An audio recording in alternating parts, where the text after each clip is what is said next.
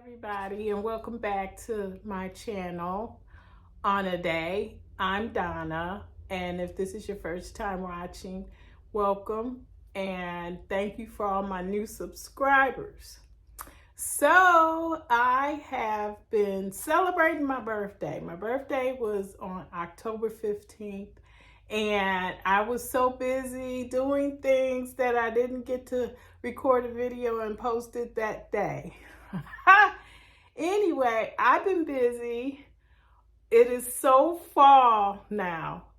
I've been busy planting mums everywhere and through our downtown, our little town. So I'm having fun, and I'll probably show you some pictures here of what I've done, and things are coming along greatly. This is a wonderful fall day. So, of course, this is another book haul, and I'll show you two books that I bought on my birthday. But a book haul part number, oh my goodness, I'm losing track. I think this is part 6. Anyway, these are books I bought in the month of August still. And anyway, I want to just talk to you, chat with you about what they are, what they're about. And I'm not going to drag this video out because I got so much more to show you. All right, we're going to start with Orchestra of Minorities by Chigozie Obioma. I hope I'm saying that right. This is the UK edition. And this is, let me clear my throat. This is a heartbreaking story about a Nigerian poultry farmer who sacrifices everything to win the woman he loves, by Man Booker, finalist and author of The Fisherman, Chigozie Obioma. I have that book, Fisherman, which I have not read. This is a pretty thick one. This is a heavy read, and I don't think his other book is as heavy as this one. But anyway, this is set on the outskirts of Umuahia, Nigeria, and narrated by a Chi, or guardian spirit. An Orchestra of Minorities tells the story of Chinonzo. Oh, good. Now, why do I get all these hard names and words? A young poultry farmer whose soul is ignited when he sees a woman attempting to jump from a highway bridge. Horrified by her recklessness, Chinonzo joins her on the roadside and hurls 2 of his prized chickens into the water below to express the severity of such a fall.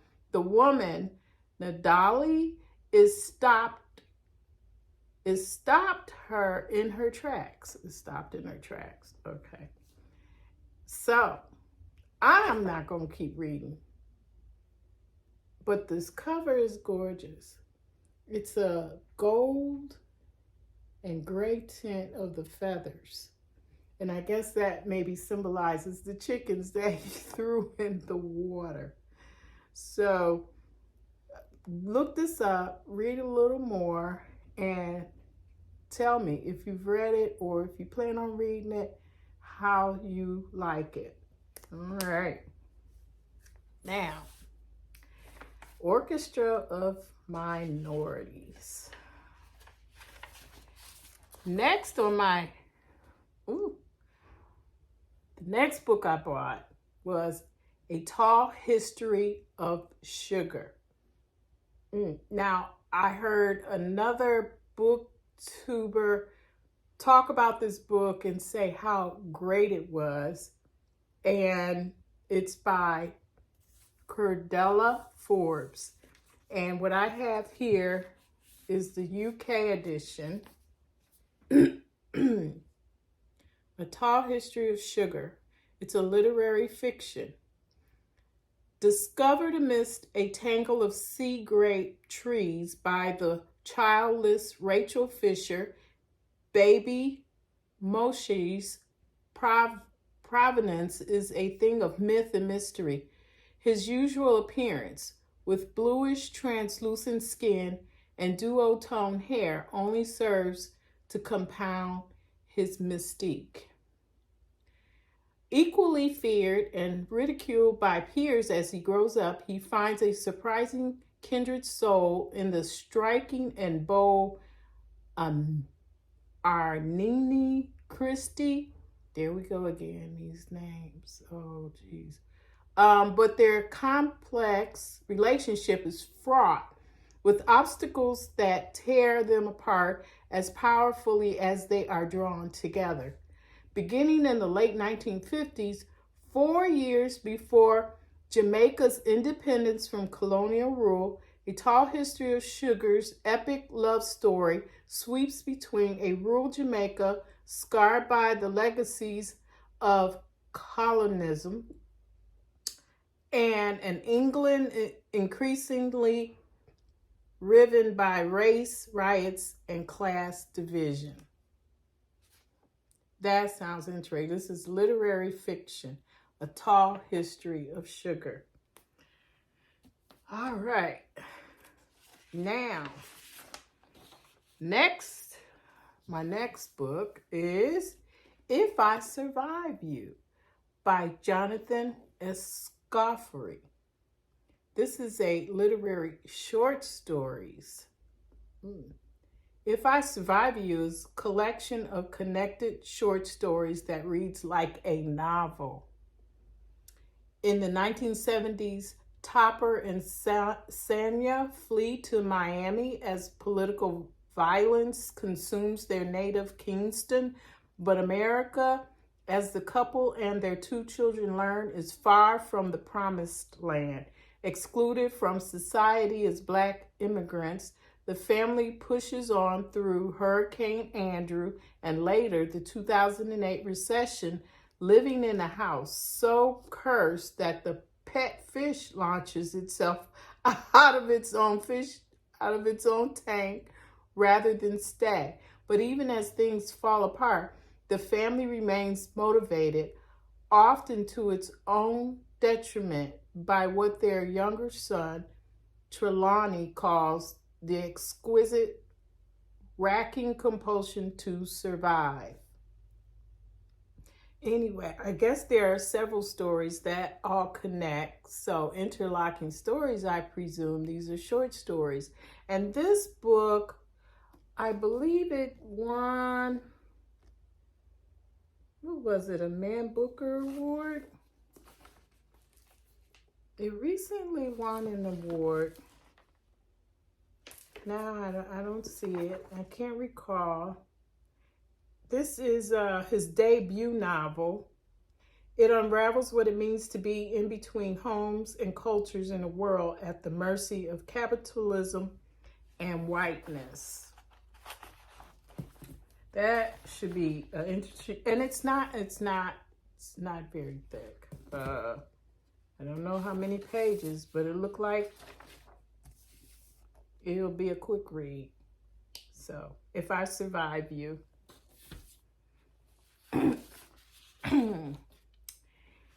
This next one is The Davenports by Krystal Marquis. This cover is just gorgeous. Look at it shining. I got a lot of sunlight in here today, and I hope you can see. So this is a young adult historical romance fiction. I think I, again, was attracted to the cover. I don't normally read young adult, but it depends. It depends on what it's about, and especially if it's a historical fiction, but it's a historical romance fiction. The Davenports are one of the few Black families of immense wealth and status in a changing United States.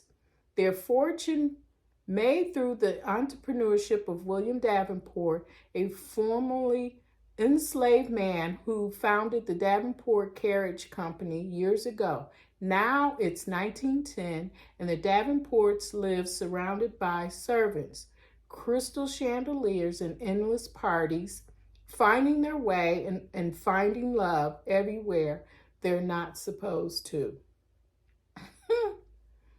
Inspired by the real life story of the Patterson family.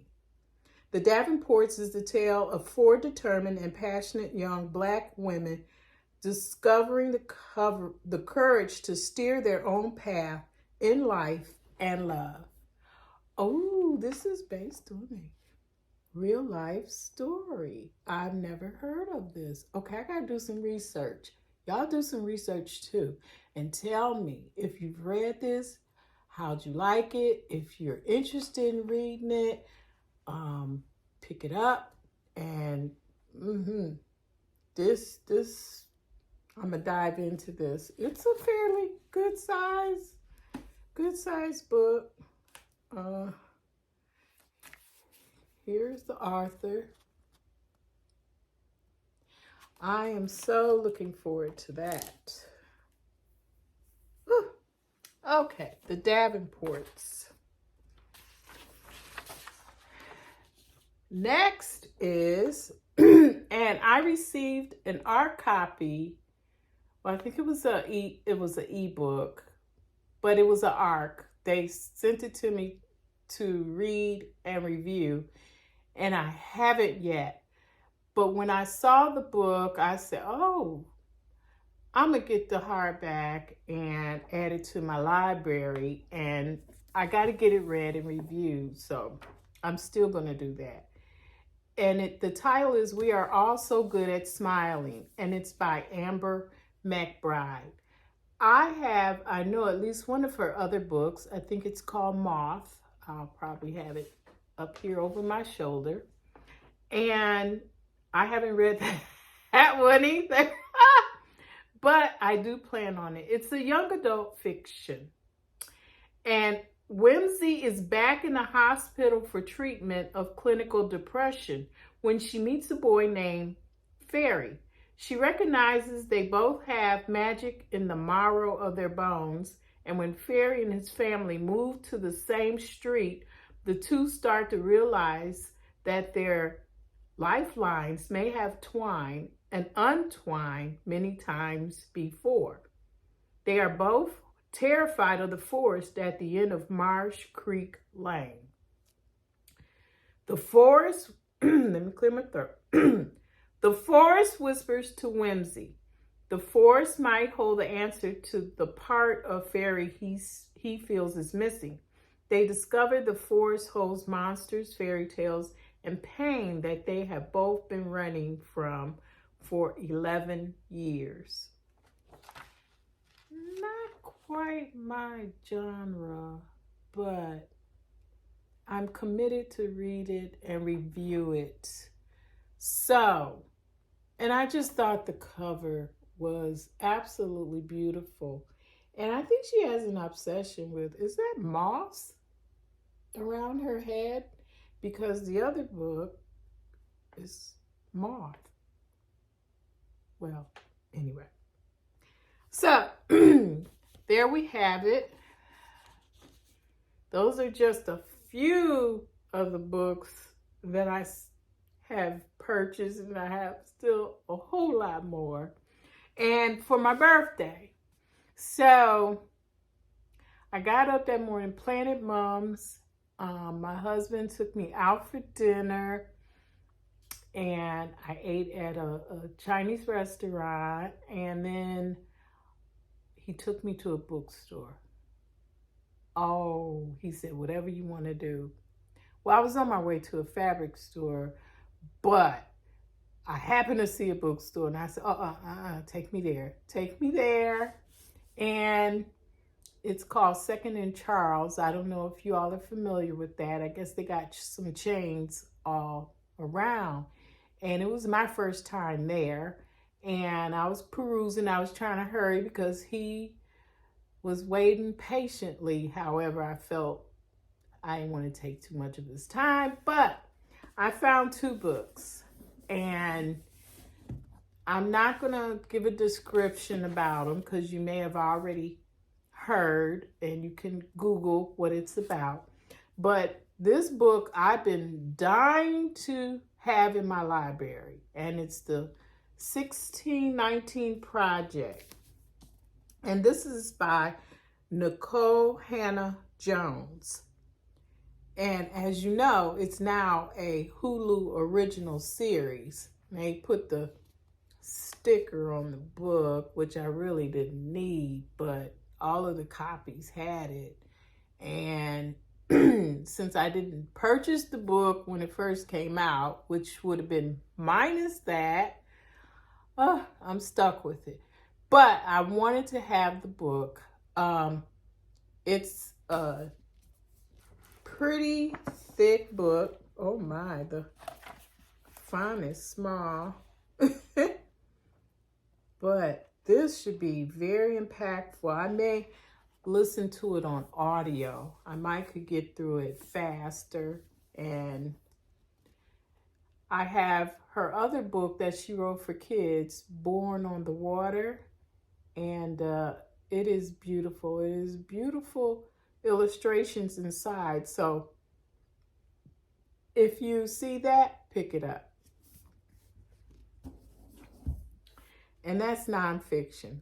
I don't know if, and maybe someone on here watching that is not familiar with that book, but it's nonfiction.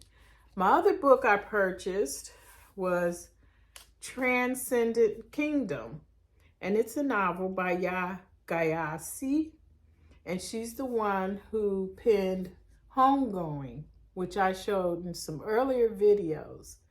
But this is one I did not have, and I hear how much of an excellent writer she is, so I'm pretty much collecting her books, and then I'll one day sit down and read it. But I couldn't pass this deal up because it was marked down from its retail price and in excellent condition. So I got it. And this was a birthday present to me. Well, I'm going to stop here. And I'll come hopefully sooner than later with another video of another stack of books. And I just purchased some more the other day. I can't help myself. So this is like a never-ending book haul. And I look forward to talking and chatting with you all again real soon.